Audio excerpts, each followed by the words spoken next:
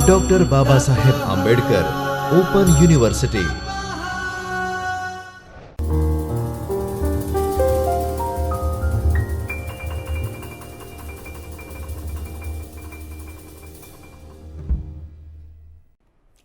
નમસ્કાર તાલીમાર્થી મિત્રો, doctor Baba Saheb Ambedkar open યુનિવર્સિટીના શિક્ષણશાસ્ત્ર વિભાગમાંથી હું ડૉક્ટર હિના રાવલ આપ સૌનું સ્વાગત કરું છું।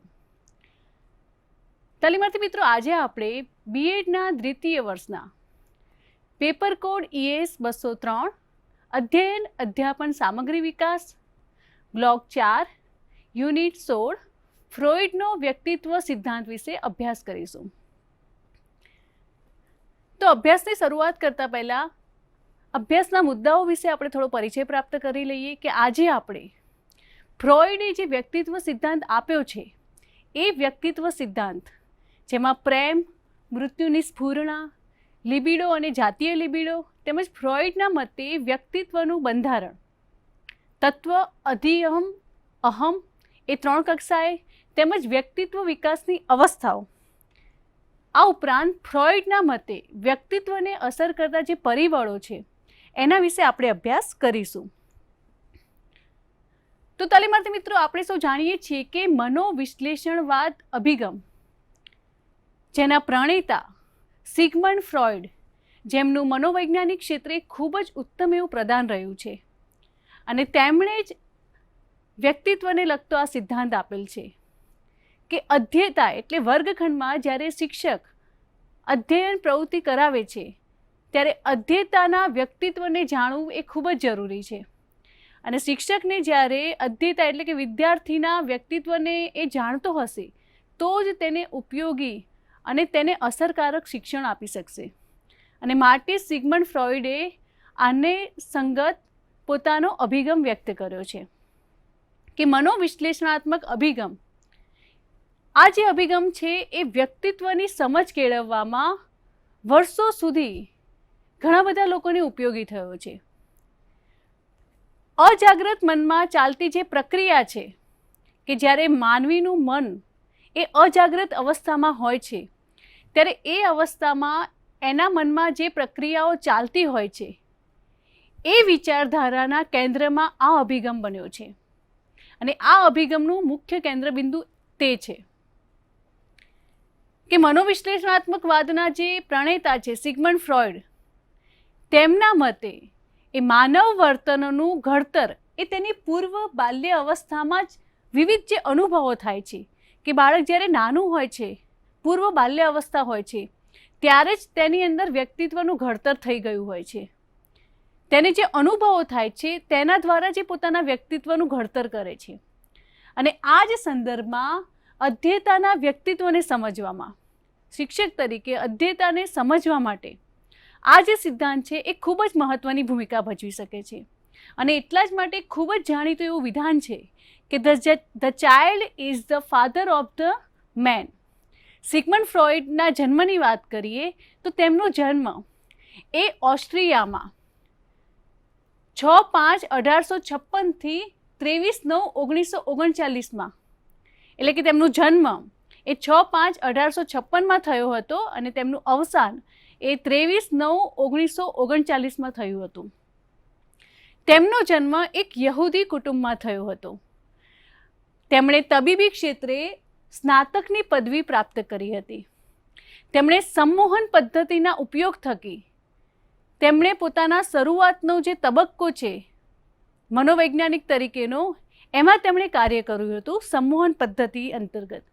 ત્યારબાદ તેમની પોતાની જે આ પદ્ધતિ હતી એમાં તેમને કેટલીક ખામીનો અનુભવ થયો, કેટલીક ઉણપ જણાવી, અને માટે જ તેમણે પોતાની એક સ્વતંત્ર એવી મુક્ત સાહચર્ય પદ્ધતિનો વિકાસ કર્યો, અને તેમણે વ્યક્તિત્વ અંગેના જે પોતાના વિચારો છે, એક અલાયદા વિચારો છે, ક્રાંતિકારી વિચારો છે, એને પોતાની એ પદ્ધતિમાં વ્યક્ત કર્યા।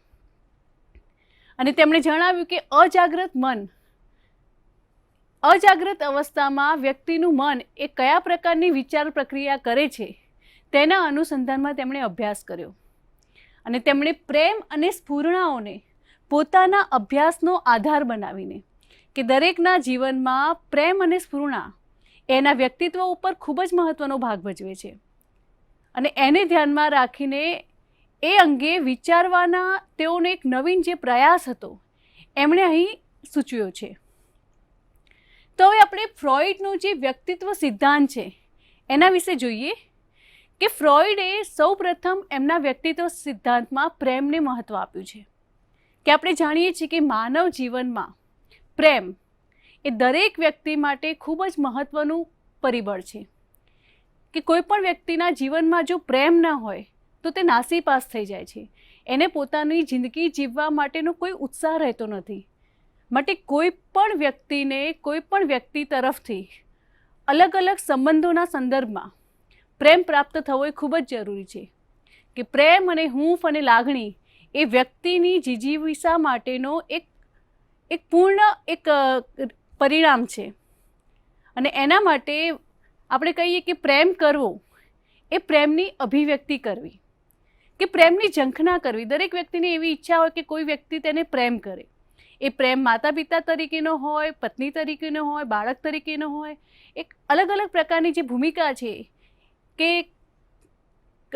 દાયિત્વ છે એના સંધાનમાં વ્યક્તિ પ્રેમની ઈચ્છાની માંગણી કરતો હોય છે. તો આ જે પ્રેમ છે એ પ્રેમના અભાવથી ઝૂરવું, સ્વને પ્રેમ કરવું અને સ્વજતન કરવું, આ જે વગેરે બધી બાબતો છે એ પ્રેમ સાથે જોડાયેલ અને સહજ સ્ફૂર્ણાઓ જોવા મળે છે. કે પ્રેમને સંલગ્ન જે સહજ સ્ફૂર્ણાઓ થાય છે એને સમજવા માટે અંગ્રેજી શબ્દ ઇરોસનો ઉપયોગ કર્યો છે, જેનો ગ્રીક પુરાણો અનુસાર અર્થ થાય છે કે પ્રેમનો દેવતા. પ્રેમને ફ્રોઈડે જીવન સ્ફૂર્ણાના અર્થમાં પ્રયોજિત કર્યો છે. ત્યારબાદ આપણે જોઈએ મૃત્યુની સ્ફૂર્ણા.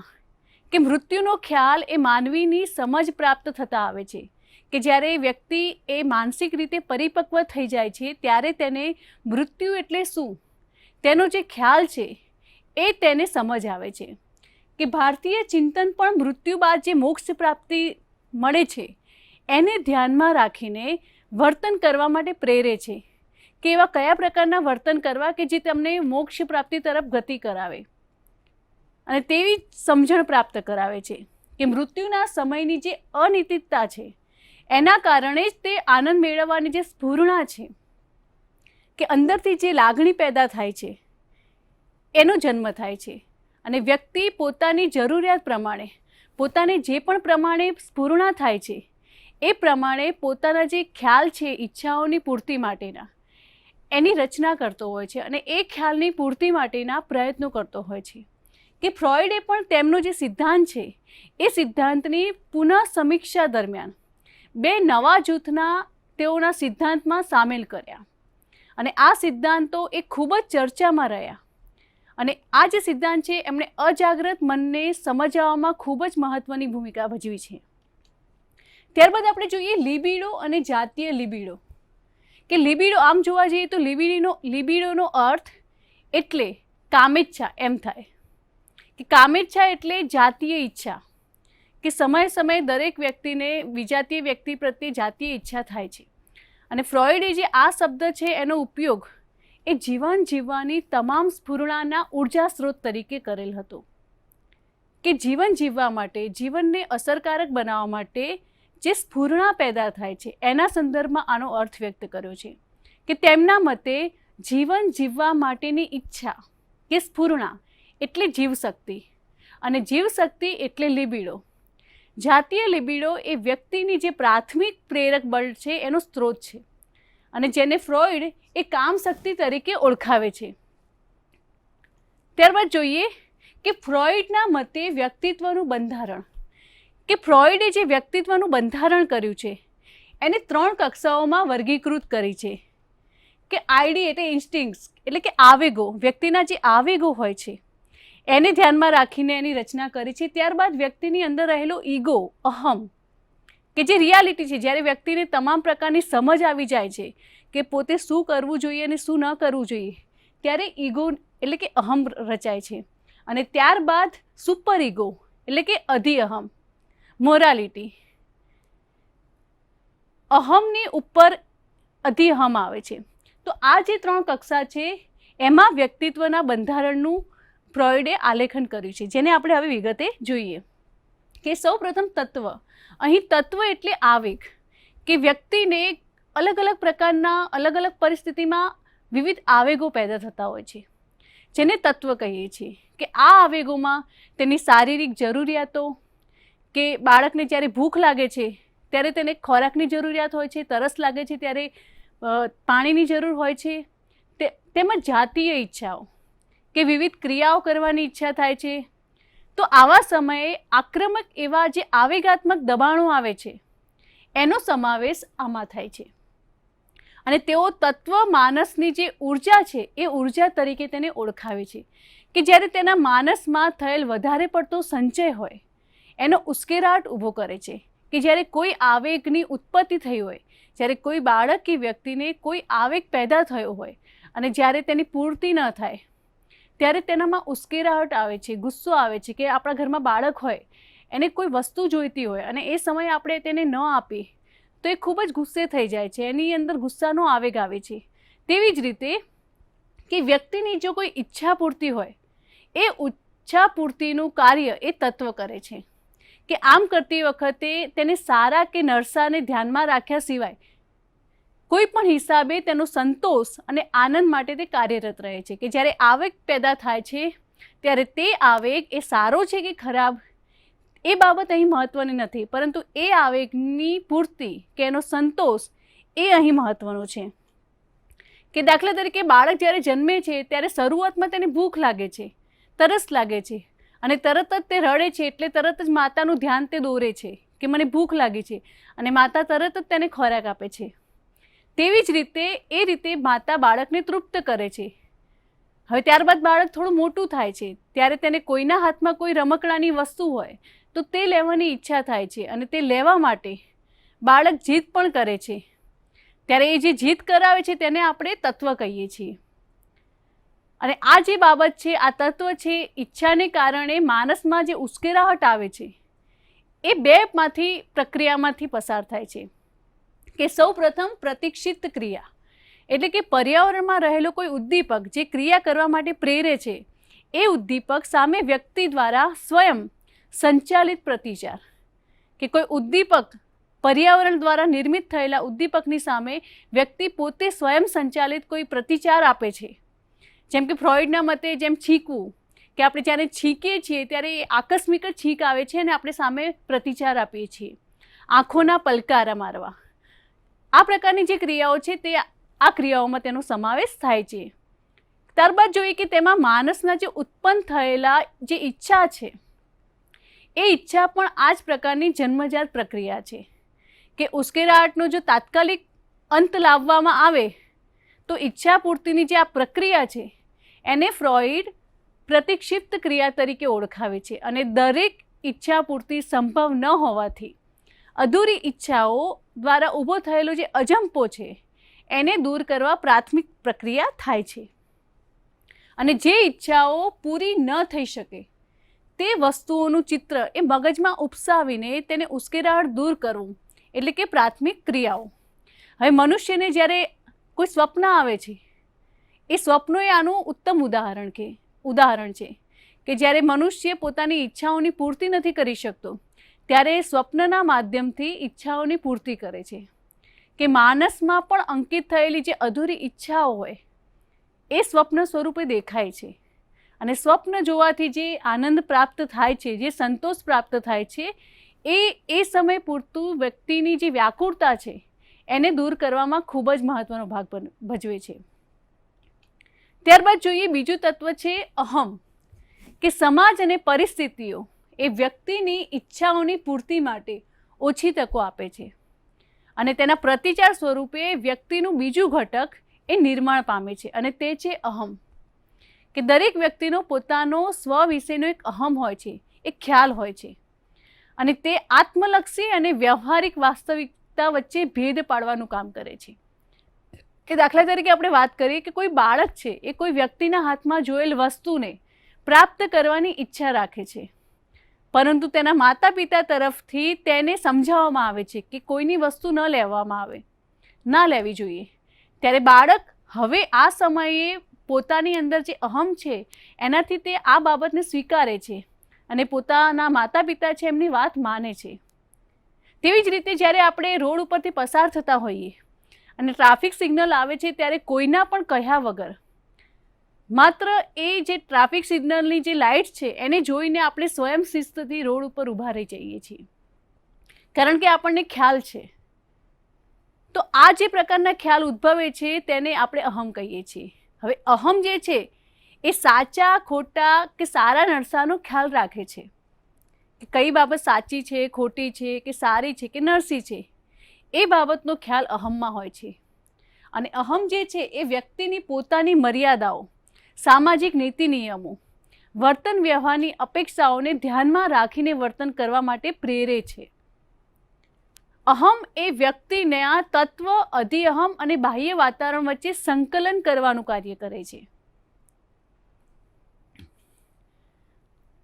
ત્યારબાદ જોઈએ કે અસામાજિક તત્વો એ તત્વના ગુલામ હોય છે. કે આપણે જોઈશું કે આપણી આસપાસના વાતાવરણમાં ઘણા પ્રકારના વ્યક્તિઓ હોય છે.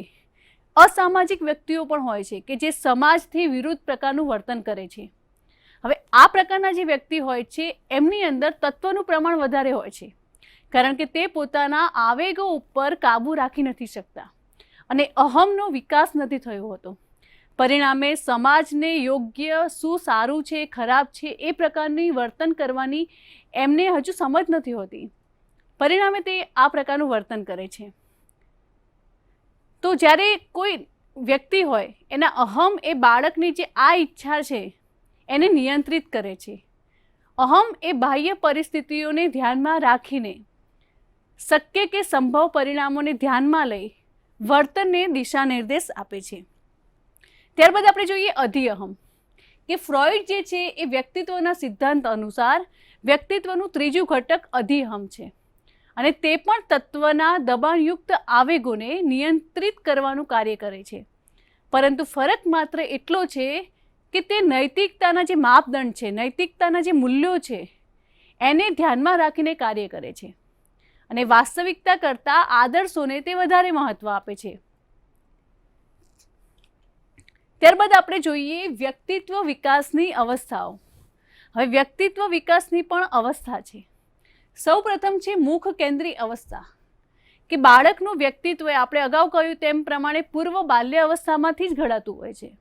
અને તે મુજબ જ્યારે ફ્રોઈડ એવું માને છે કે જ્યારે બાળક એ 1.5 થી 2 વર્ષનું હોય છે ત્યારે એ સમયગાળા દરમિયાન બાળકની કામ શક્તિ તેના મુખમાં કેન્દ્રિત હોય છે, કે બાળકને સતત પોતાના મુખ દ્વારા કોઈને કોઈ ક્રિયા કરવામાં આનંદ આવે છે અને માટે જ તેને મુખ કેન્દ્રી અવસ્થા કહીએ છીએ.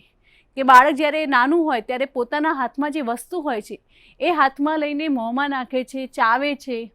તો 1.5 વર્ષનું જે બાળક છે એને પોતાની કામેચ્છાની પૂર્તિ પોતાના મુખમાં જોવા મળે છે અને એના દ્વારા એ આનંદ પ્રાપ્ત કરે છે. હવે ધીમે ધીમે જ્યારે બીજો તબક્કો આવે છે અને બીજા તબક્કામાં પહોંચતા તેની આ પ્રવૃત્તિઓ પર અંકુશ આવે છે, કે ધીરે ધીરે માતા પિતા પણ કોઈ પણ વસ્તુ મોઢામાં નાખવા માટે તેને રોકે છે. પરિણામે તેને ખ્યાલ આવે છે કે કોઈ વસ્તુ મોઢામાં ના નખાય અને તેનામાં એ સૂઝ આવે છે. અને જે બાળકોમાં આ સૂઝ નથી આવતી એ બાળકો મોટા થયા પછી પણ, કેટલાક બાળકોને મોઢામાં 2 આંગળી નાખવાની આદત હોય, પોતાના નખ કોતરવાની આદત હોય, લખતા લખતા પેન્સિલ મોઢામાં નાખવાની આદત હોય. તો આ પ્રકારના જે વર્તન છે એ નાનપણમાં આ જે સમજ આવવી જોઈએ એ ન આવી હોય, પરિણામે એ જે વર્તન છે એ ચાલુ જ રહે છે અને મોટી અવસ્થા, મોટી ઉંમર થયા છતાં પણ એ પ્રવૃત્તિ વ્યક્તિ કરે છે. ત્યારબાદ જોઈએ કે મુખ કેન્દ્રી જે વ્યક્તિત્વ છે એ નિષ્ક્રિય વ્યક્તિત્વ અને મુખ કેન્દ્રી એ વ્યથિત વ્યક્તિત્વ, આ રીતે 2 પ્રકારમાં છે. કે મુખ કેન્દ્રી નિષ્ક્રિય વ્યક્તિત્વ ધરાવતી જે વ્યક્તિ છે એ પરતંત્ર, આશાવાદી અને વૈચારિક રીતે અપરિપક્વતા દર્શાવે છે અને તે હંમેશા બીજાની પાસે કોઈને કોઈ પ્રકારની મદદની અપેક્ષા રાખે છે. કે મુખ કેન્દ્રિત વ્યથિત વ્યક્તિત્વ ધરાવતી વ્યક્તિ એ નિરાશાવાદી હોય છે અને તે શંકાશીલ તેમજ આક્રમક હોય છે અને તે હંમેશા બીજા સાથે કડવો વ્યવહાર દર્શાવે છે. ત્યારબાદ ગુદાર કેન્દ્રી અવસ્થા, કે આ અવસ્થા દરમિયાન સામાન્ય રીતે 1 થી 3 વર્ષ સુધી જોવા મળે છે અને એ દરમિયાન બાળક જે છે એ તેની કામશક્તિ, તેની મળમૂત્ર વિસર્જનની જે પ્રક્રિયા છે એની સાથે સંકળાયેલ છે. કે મળમૂત્ર સાથે સંકળાયેલ જે અવયવો છે એ અવયવમાં તેને ઉત્તેજનાની અનુભૂતિ થાય છે અને તે અવયવ દ્વારા તે આનંદની પ્રાપ્તિ કરવાનો પ્રયત્ન કરે છે. હવે આ જે અવસ્થા છે એમાં મળ ત્યાગ અને મળ રોકવામાં જે ગુદાની જે આસપાસનો વિસ્તાર હોય એ તેને ખૂબ જ સક્રિય બને છે અને પરિણામે તે વારંવાર આવી પ્રવૃત્તિઓ કરવાનો પ્રયત્ન કરે છે. ફ્રોઈડ જે છે એ આ પ્રકારની જે કામશક્તિ છે એને લિબિડો તરીકે ઓળખાવે છે અને આ પ્રકારની જે પ્રવૃત્તિઓ છે એ પ્રવૃત્તિઓ તરફ આંખ આડા કાન ન કરવા જોઈએ, તેમજ એના વિરોધમાં ક્યારેક બહુ કડકાઈ પણ ન કરવી જોઈએ. બાળકને સમજવું જોઈએ, તેને આ પ્રકારની પ્રવૃત્તિ કરતાં અટકાવવો જોઈએ. ત્યારબાદ જનનેન્દ્રિય અવસ્થા, કે આ જે અવસ્થા છે એ 3 થી 6 વર્ષની ઉંમર સુધી જોવા મળે છે અને બાળકો એ આ અવસ્થામાં પોતાના જે જાતીય અંગો છે એ જાતીય અંગોમાં વધારે રસ દાખવે છે. તેઓમાં પુરુષ અને સ્ત્રી અંગેના જે તફાવત છે એના વિશે જાગૃતતા આવે છે. ગુદા અવસ્થામાં બાળકનું ધ્યાન એ પોતાની જે મળમૂત્ર વિસર્જનની જે પ્રક્રિયા છે એના ઉપર કેન્દ્રિત હોય છે, જ્યારે આ અવસ્થામાં બાળકનું ધ્યાન આવી પ્રક્રિયાઓ સાથે સંકળાયેલ જે અવયવો હોય એની જાતીય ઉત્તેજના પર કેન્દ્રિત હોય છે. કે જાતીય અંગોના વિકાસની અવસ્થા હોવાને કારણે બાળક તેને વારંવાર અડકવાનો પ્રયત્ન કરી આનંદ પ્રાપ્ત કરે છે અને વિજાતીય વ્યક્તિઓના સહવાસની આ તબક્કે તેને સમજ ન હોવાથી બાળક પોતાના જ અંગોનો સ્પર્શ કરીને આ રીતે આનંદ પ્રાપ્ત કરવાનો પ્રયત્ન કરે છે. ત્યારબાદ સુષુપ્ત અવસ્થા, કે આ જે અવસ્થા છે એમાં 6 વર્ષથી પૂર્વ કિશોરા અવસ્થા સુધી જોવા મળે છે. કે આ જે અવસ્થા એ વ્યક્તિ વિકાસ માટે ખૂબ જ અગત્યની નથી, પરંતુ ફ્રોઈડ એ આ અવસ્થાને કામશક્તિના વિકાસની વિરામ અવસ્થા કહે છે. કે આ જે અવસ્થા છે એ દરમિયાન બાળક શારીરિક પ્રવૃત્તિઓને સ્થાને બૌદ્ધિક પ્રવૃત્તિઓ દ્વારા આનંદ પ્રાપ્ત કરે છે. કે બાળક પોતાના જે સમવયસ્કો છે એ સમવયસ્કો સાથે હળીમળીને રહેવાનું પસંદ કરે છે અને આ અવસ્થામાં બાળકનો જે બૌદ્ધિક અને સામાજિક વિકાસ છે એને વેગ પ્રાપ્ત થાય છે. આ વિકાસ માટેનું યોગ્ય જો વાતાવરણ ન મળે તો બાળકના સામાજિક વિકાસમાં ઉણપ આવે છે. તેમજ સજાતીય આકર્ષણ એ આ અવસ્થાનું મુખ્ય લક્ષણ છે કે બાળક વિજાતીય બાળકોને બદલે સજાતીય મિત્રો સાથે રહેવાનું વધારે પસંદ કરે છે. છોકરાઓ અને છોકરીઓ એ પોતાના અલગ જૂથ બનાવીને સાથે રહેવાનું પસંદ કરે છે અને આ અવસ્થામાં જે સંબંધો બંધાય છે એ સંબંધો વિકૃત રૂપ ધારણ ન કરે તો તેમાંથી સજાતીયતાની વિકૃતિ પેદા થાય છે અને તે સમાજનું જે સમાયોજન છે એ સમાયોજન સાધવામાં મુશ્કેલી પેદા કરી શકે છે. ત્યારબાદ આપણે જોઈએ પુખ્ત જાતીય અવસ્થા, કે આ જે અવસ્થા છે એ 11 વર્ષથી પુખ્ત અવસ્થા સુધીની અવસ્થા જોવા મળે છે. કે અહીં તરુણા અવસ્થાની શરૂઆત થાય છે. કે છોકરીઓ જે છે એ લગભગ 12 વર્ષની ઉંમરે, જ્યારે છોકરાઓ એ 13-14 વર્ષની ઉંમરે આ અવસ્થામાં પ્રવેશે છે.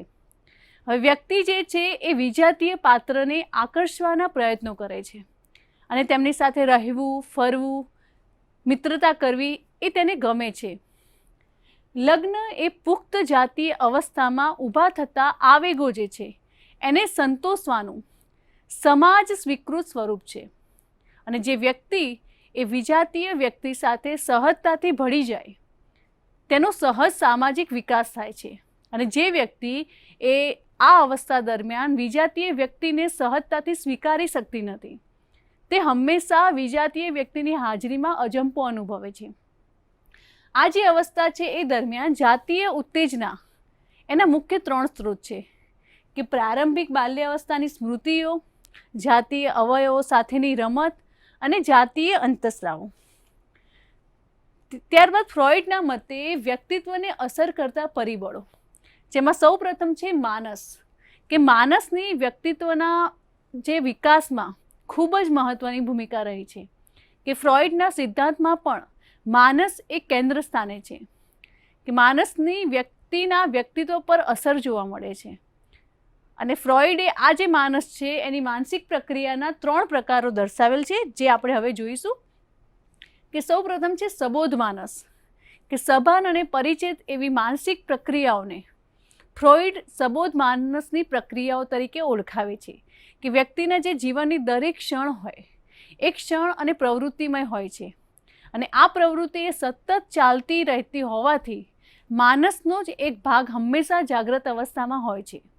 જે તે સમયે ચાલતી પ્રક્રિયા છે એ પ્રક્રિયા પર માનસનું ધ્યાન રહે છે. હવે સબોધ માનસમાં સજાગતા એ ખૂબ જ મહત્ત્વની છે કે આપણું માનસ સબોધ ક્યારે હોય? જ્યારે કોઈ પણ ક્રિયા પ્રત્યે આપણે સજાગ હોઈએ, અને વ્યક્તિ જે પ્રવૃત્તિઓ સબોધ રીતે કરી રહ્યો હોય છે તેના પર તેનું પોતાનું નિયંત્રણ હોય છે. કે આપણે કહીએ છીએ કે કોઈ પણ ક્રિયા આપણે કરીએ કે કાર્ય કરીએ તો હંમેશા સભાન અવસ્થામાં કરવી જોઈએ, કે જેના ઉપર આપણું નિયંત્રણ પણ હોય છે. કે દાખલા તરીકે ધારો કે તમે કોઈ ખોરાક લઈ રહ્યા છો અને ખોરાક લેતા લેતા તમારું ધ્યાન ટીવીમાં છે, તો એ સમય દરમિયાન ખોરાકનો કોડિયો લેતા લેતા તમે થોડી ક્ષણો ચૂકી જાઓ છો, અને બહારથી અચાનક કોઈ દરવાજો ખખડે છે, કોઈ આવ્યું છે, ત્યારે તમારું સબોધ માનસ એક ખોરાક ગ્રહણની પ્રક્રિયા જે છે એ તરફ નહીં જાય અને દરવાજો ખોલવા જશે. તો આ રીતે તમારું જે સબોધ માનસ છે એ દરેક ક્રિયા ઉપર તમારું કાબુ જે છે એ રાખે છે. ત્યારબાદ પૂર્વબોધ માનસ, કે પૂર્વબોધ માનસ એટલે સબોધ માનસ જ્યારે સક્રિય હોય ત્યારે એવી કેટલીક બાબતો કે જેનો સંગ્રહ થાય અને જ્યારે જરૂર હોય ત્યારે તરત જ યાદ કરી શકાય, કે એવી બાબતો કે જેનું પહેલાં જ્ઞાન હોય, એની માહિતી હોય, અને જ્યારે જરૂર પડે ત્યારે તમે તેનો ઉપયોગ કરી શકો. કે જેમ કે ટ્રાફિક સિગ્નલમાં જે રંગોનો અર્થ છે કે લાલ લાઇટ, લીલી લાઇટ, તો એના રંગોના અર્થથી આપણને ખ્યાલ આવી જાય છે, અને જ્યારે તે ચાલુ બંધ થાય છે ત્યારે આપણે તરત આપણી પ્રતિક્રિયા આપીએ છીએ. તો કેટલીક વખત સબોધ માનસ એ કોઈ કાર્યમાં સક્રિય હોય ત્યારે વ્યક્તિને જે તે કાર્ય અંગેની કોઈ અન્ય વાત યાદ કરાવતા તેને પૂર્વબોધ એ માનસમાંથી યાદ આવે છે, કે પોતે જે અનુભવથી અગાઉ જે પ્રાપ્ત કર્યું છે એ જ વાત તેને યાદ આવે છે, તો ત્યારે એને પૂર્વબોધ માનસ થયું કહેવાય. કે પૂર્વબોધ માનસ એટલે વ્યક્તિનું પૂર્વ જ્ઞાન કે જેને જરૂર પડે તરત જ તે યાદ કરી શકાય, કે બિનજરૂરી કે બિનઉપયોગી માહિતીને પૂર્વબોધ માનસ વિસરી જાય છે, અને આ વિસરી ગયેલી જે બાબતો છે એ પૈકી કેટલીક બાબતો એ અબોધ મનમાં સંગ્રહિત થાય છે, અને પૂર્વબોધ માનસને અર્ધજાગ્રત મન પણ કહે છે. ત્યારબાદ અબોધ માનસ, કે અબોધ માનસ એટલે કે અજાગ્રત માનસ. ફ્રોઈડ જે છે એ અજાગ્રત માનસ અંગે ઘણા બધા વિચારો પ્રતિપાદિત કર્યા, અને માનવીનું જે વ્યક્તિત્વ છે એમાં ઘણી એવી બધી પ્રક્રિયાઓ છે કે તેની પાસે અજાણપણે કેટલાક વર્તન કરાવે છે, અને આ વર્તનો પાછળ ચાલક બળને ફ્રોઈડે અજાગ્રત માનસ કે અબોધ માનસ તરીકે પણ ઓળખ આપી છે. હવે અબોધ માનસનો જે જન્મ છે એ અહમ અને અધિઅહમની સાથે થાય છે, કે તત્વ ગમે તે ભોગે સંતોષ પ્રાપ્ત કરવાનો પ્રયત્ન કરે, કે આપણી અંદર જે આવેગો છે એ ગમે તે રીતે તત્પર બને, પરંતુ અહમ જે છે એ તત્વ આપણને આ દુનિયાના જે રીત રિવાજો છે, મૂલ્યો છે કે નૈતિકતા છે એને હંમેશા યાદ કરાવે છે, અને દરેક આવેગની પૂર્તિ કરવા માટે આપણને રોકે છે. જ્યારે અધિઅહમ જે છે એ જાતે નક્કી કરે છે કે વર્તન કરવું કે નહીં. અહમ અને અધિઅહમ વ્યક્તિની ઈચ્છાઓ પર અંકુશ મૂકે છે, અને પરિણામે વ્યક્તિ એ પોતાની કેટલીક ઈચ્છાઓને દબાવી દે છે, અને આ જે દબાયેલી જે ઈચ્છાઓ છે એને અજાગ્રત મનમાં સંગ્રહિત કરે છે, અને એવા જે અનુભવો છે કે જેને વ્યક્તિ ભૂલાવી દેવા માંગે છે તે હેતુપૂર્વક ભૂલાવી દે છે, તે અબોધ માનસમાં સંગ્રહિત થાય છે. જેમ કે આપણે સાયકલ શીખવી હોય, બરાબર, તો સાયકલ શીખતી વખતે પડી જવાનો જે અનુભવ હોય અને તેને ભૂલાવી દેવા માંગે છે, પરંતુ જ્યારે પુનઃ સાયકલ શીખવાનો પ્રયત્ન કરીએ છીએ ત્યારે અજાણપણે પૂર્વેનો જે આનંદ છે, જે અનુભવ છે પડવાનો, એ આપણને તરત જ યાદ આવી જાય છે. અને વ્યક્તિના જીવનમાં જે કેટલાક અનુભવો થાય છે, ડરામણા અનુભવ, બિહામણા, ભયાનક, એ અનુભવો જે છે એ ભૂલી જવા માંગતો હોય, પરંતુ એના મગજમાં, એના માનસમાં જે સંગ્રહિત થયેલા હોય એ દૂર થતા નથી, અને અચાનક તેને ક્યારેક યાદ આવી જાય છે.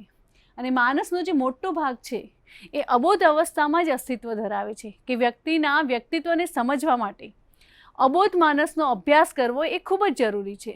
કે અબોધ માનસ જે છે એ અબોધ માનસના અભ્યાસ માટે સંમોહન પદ્ધતિ કે મુક્ત સાહચર્ય પદ્ધતિનો ઉપયોગ એ ખૂબ જ અનિવાર્ય છે. કે અબોધ માનસની જે પ્રક્રિયાઓ છે એ પ્રક્રિયાઓ ઉપર નિયંત્રણ લાવનાર વ્યક્તિ એ વધારે સુસમાયોજિત જીવન જીવી શકે છે. અને આમ કરવામાં જે વ્યક્તિ નિષ્ફળ જાય છે એ મનોવિકૃતિનો ભોગ બને છે. તેવી રીતે એડિપસ અને ઇલેક્ટ્રા ગ્રંથિ, કે એડિપસ એટલે બાળક અને ખાસ કરીને પુત્રો, કે ગ્રીકના એક સાહિત્યમાં વાત કરવામાં આવી છે કે જેમાં એડિપસ નામનો એક પુત્ર હોય છે એને પોતાની માતા પ્રત્યે પ્રેમ હોય છે, પરિણામે તે પોતાના પિતાનું ખૂન કરી નાખે છે. અહીં પુત્રને પોતાના પિતા કરતાં પોતાની માતા પ્રત્યેનો જે પ્રેમ છે અને પરિણામે આ પ્રકારનું જે આકર્ષણ છે એના ઉપરથી સિગમન્ડ ફ્રોઈડે આ જે ગ્રંથિ છે એનું નામ ઓડિપસ પાડ્યું છે. કે આ જે આખી વાત છે તેવી જ રીતે ગ્રીકના સાહિત્યમાં ઇલેક્ટ્રાની વાત છે કે ઇલેક્ટ્રાને પોતાના પિતા પ્રત્યે પ્રેમ હોય છે અને પરિણામે એ જે ગ્રંથિઓ ઉત્પન્ન થાય છે એને ઇલેક્ટ્રા ગ્રંથિ કહે છે. કે અહીં પુત્ર અને પુત્રીને પોતાના જે વિજાતીય પાત્ર છે, માતા કે પિતા, તેમની સાથે પ્રેમ હોય છે, લગાવ હોય છે અને પરિણામે તેના જે સજાતીય પાત્ર છે કે પુત્રીને પોતાની માતા પ્રત્યે નફરત હોય છે, જ્યારે પુત્રને પોતાના પિતા પ્રત્યે નફરત હોય છે. તો આ પ્રકારનો જે ભાવ છે એ આ જે ગ્રંથિ છે એમાં જોવા મળે છે. કે માટે જ્યારે બાળક મોટું થાય છે ત્યારે આ બધી બાબતોથી બાળકને ખૂબ જ સાચવવું જોઈએ. ત્યારબાદ આપણે જોઈએ ભાંડુ વૈમનસ્ય, કે બાળકના વ્યક્તિત્વ પર તેના માતા પિતા ઉપરાંત તેના ભાઈ ભાંડુઓની પણ અસર જોવા મળે છે. કે સામાન્ય રીતે આપણે વાત કરીએ કે માતા પિતાનો જે પ્રેમ છે એ તેઓના બાળકો વચ્ચે વહેંચાઈ જાય છે અને બાળક જે છે એ પોતાના ભાંડુઓ એટલે કે ભાઈઓ એમને પોતાના સ્પર્ધક ગણે છે. કે એક જ પરિવારમાં જ્યારે બે બાળકો હોય છે, બે ભાઈ હોય છે, ત્યારે કેટલીક વાર માતા પિતા નાના બાળકને થોડું વધારે સાચવતા હોય કે ક્યારેક એનો પક્ષ લેતા હોય તો મોટા બાળકને એવું પ્રતીત થાય કે નાના ભાઈને વધારે સાચવે છે. તો આ રીતે તેને પોતાનો વિરોધી સમજવા લાગે છે અને પરિણામે ભાઈ બહેન કે ભાઈ ભાઈને પોતાના એકબીજા માટે તિરસ્કારની લાગણી પેદા થાય છે. તે પોતાના જે માતા પિતા છે એને પુનઃ પ્રાપ્ત કરવા સતત મથ્યા કરે છે અને એ નવા નુસ્ખાઓ અજમાવે છે અને આ સંજોગોમાં તેનો કુદરતી અને સાહજિક વિકાસ થાય છે અને વ્યક્તિત્વમાં વિકૃતિ આવે છે. કેળવાયેલા જે માતા પિતા એ પોતાના બાળકો પ્રત્યે વધારે પડતા સભાન રહે છે અને તેમને પ્રેમથી રાખવાનો પ્રયત્ન કરે છે, જેથી આ પ્રકારની જે ગ્રંથિ બાળકમાં બંધાતી હોય છે એ ન બંધાય. તો આ રીતે સિગમન્ડ ફ્રોઈડ જે છે એમણે વ્યક્તિત્વના સિદ્ધાંતનો અભ્યાસ, એ વ્યક્તિત્વ અંગેના ઘણા બધા નવા વિચારો આપે છે. એમણે વ્યક્તિત્વ વિશેની જે સંકલ્પના છે એને ખૂબ જ વિસ્તૃત રીતે સમજાવી છે. કે માનવીના જે વર્તન છે એ વર્તનને આપણે સભાન અવસ્થામાં થતું હોવાનું માનીએ છીએ, પરંતુ હકીકતમાં ફ્રોઈડે આપણા વર્તન પાછળ અભાન અવસ્થા એટલે કે અબોધ માનસિક પ્રક્રિયાઓ હોવાની વાત કરી છે. અને વર્તમાન સમયમાં આ જે બાબત છે એમાં અબોધ માનસનો ખ્યાલ આવે છે કે વ્યક્તિત્વ જે છે એ વ્યક્તિત્વ ક્ષેત્રે ખૂબ જ પ્રચલિત થયેલ છે. બાળક સાથે જ્યારે કાર્ય કરતા હોઈએ છીએ ત્યારે આ જે સિદ્ધાંત છે એ ખૂબ જ ઉપયોગી છે. કે મનોવિજ્ઞાન માટે જ નહીં પરંતુ શિક્ષક તરીકે આપણે જ્યારે વર્ગખંડમાં અધ્યાપન કરાવતા હોઈએ ત્યારે પણ બાળકના વ્યક્તિત્વને જાણવા માટે આ સિદ્ધાંતનો અભ્યાસ કરવો એ ખૂબ જ જરૂરી છે. હવે આ યુનિટના આપણે સ્વાધ્યાયના પ્રશ્નો જોઈએ. કે સૌ પ્રથમ છે ફ્રોઈડના મતે પ્રેમ એટલે શું? બીજો પ્રશ્ન છે ફ્રોઈડના મતે મૃત્યુની પ્રેરણાની મનુષ્ય પર શી અસર થાય છે? અને ત્રીજો પ્રશ્ન છે લિબિડો અને જાતીય લિબિડો વચ્ચેનો ભેદ સ્પષ્ટ કરો. નંબર 4 અહમ અને અધિઅહમ વચ્ચેનો ભેદ સ્પષ્ટ કરો. અને નંબર 5 ફ્રોઈડના મતે વ્યક્તિત્વ વિકાસની વિવિધ જે અવસ્થાઓ છે તે જણાવો. તો તાલીમાર્થી મિત્રો, આજના આ લેક્ચરમાં આપણે સિગમન્ડ ફ્રોઈડના વ્યક્તિત્વ વિકાસનો જે સિદ્ધાંત છે એના વિશેનો અભ્યાસ કર્યો. હવે પછીના લેક્ચરમાં એક નવા જ મુદ્દા સાથે આપણે સૌ ફરી મળીશું. ધન્યવાદ. સ્વાધ્યાયઃ પરમઃ